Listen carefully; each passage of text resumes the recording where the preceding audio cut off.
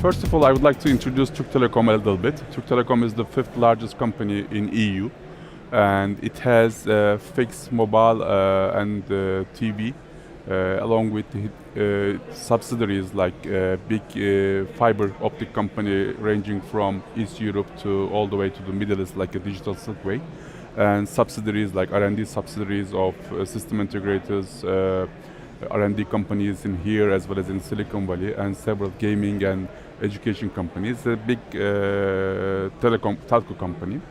Turk Telekom is one of the founding members of 5G PPP. Starting from 2013, I was one of the elected board member.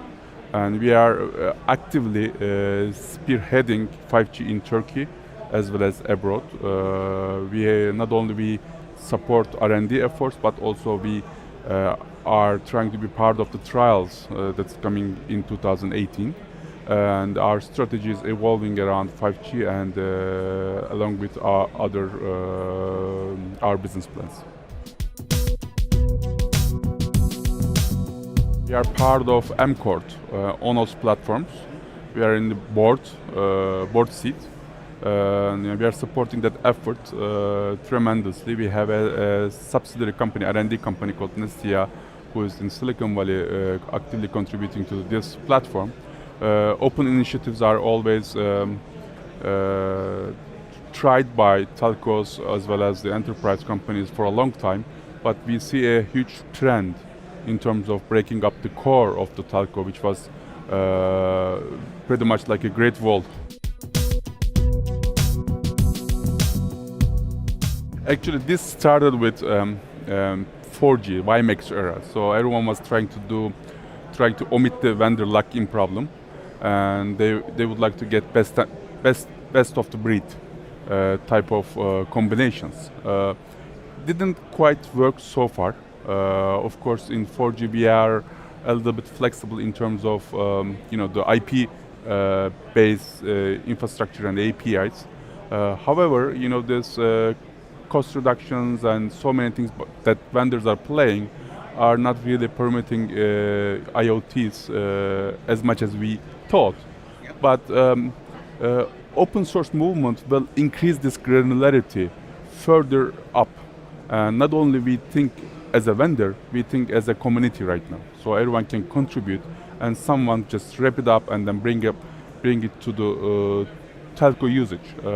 It's like a sandbox right now. Everyone's trying to learn from this community. The leaders AT&T and Verizon and all those Deutsche Telekoms, and we are also be part of it.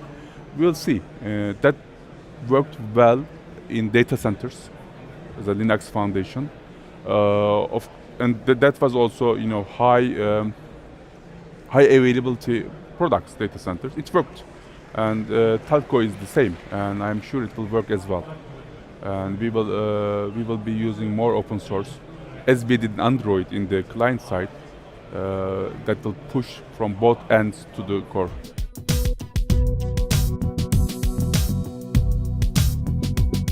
Open source community will give us hardware and software. Our next step for telcos are AI. How can we automate it? So we want algorithms, we want intelligence, and I think the new line of startups and new line of companies will pretty much give how effective they do autonomy, self-driving network in our system.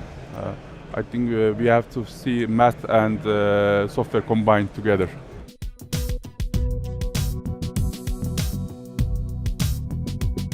Actually, 5G is a little bit different as compared to 4G and to 2G.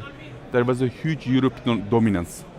In 4G, there was only TD-LTE movement from China and India. I don't know how successful it is as compared to the FD-LTE of the Europe and Americas. But 5G is a little bit different. So there are every continent has a 5G, and of course 5G PPP is the leader.